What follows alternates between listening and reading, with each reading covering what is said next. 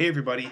So the reason why you heard a part of Hans Zimmer's musical score to the Christopher Nolan Batman films is because for today's video I'm going to talk about films that I believe have great musical scores.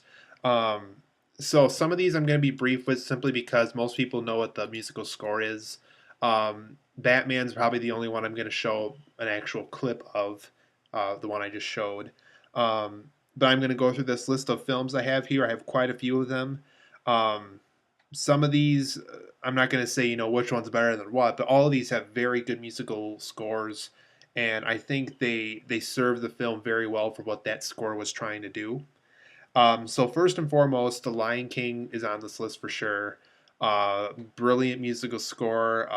One of my first film experiences. The musical score is just so brilliant in this. I believe Hans Zimmer was a part of that score group for that film.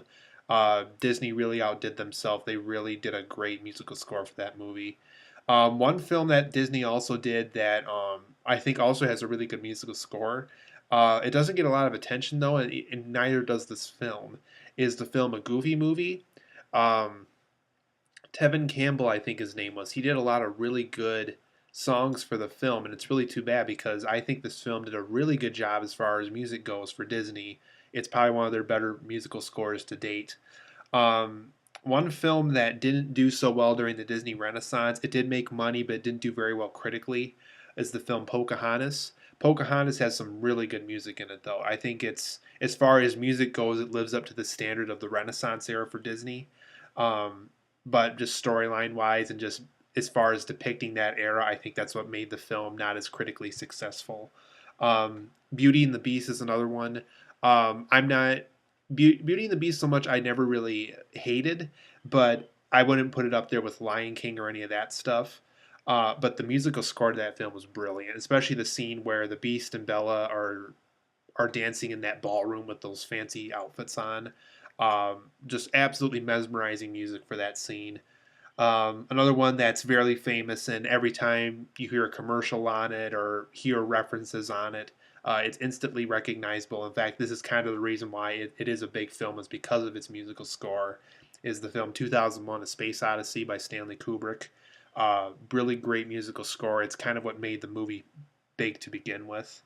Um, I also thought the Avengers had a great musical score. I remember leaving the theater kind of with that theme song in my head. Alan Silvestri, who did the Back to the Future films, scored that movie. Really great musical score for that film. Another film that didn't do very well, but had a great musical score by Danny Elfman, was the first Hulk film by Ang Lee that starred Eric Bana.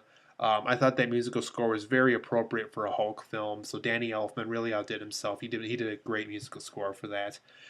Some other great Danny Elfman ones too, since he's a pretty big composer, is the first two Spider-Man films and a part of the Spider-Man 3 score. I think Christopher Young did most of the score for the third film, but Danny Elfman I think had a part in the score in certain parts of the music department of the film.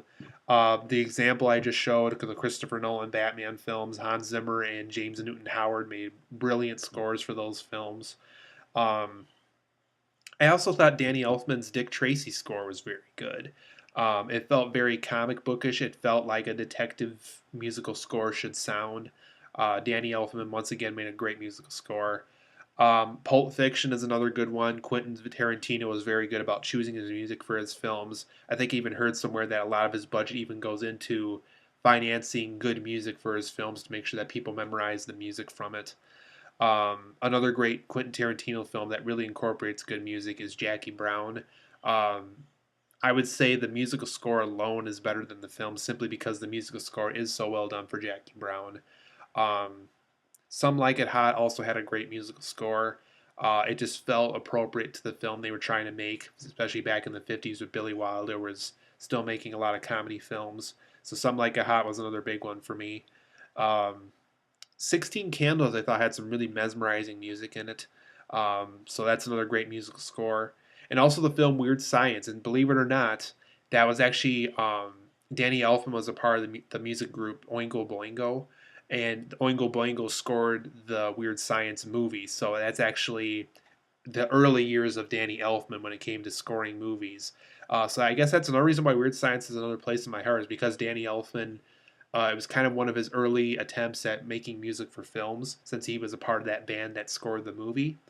Um, but that's all I got. Those are the ones I came up with. There's some other really great musical scores out there, but these were the ones that really stood out to me, and as I wrote down before making this video.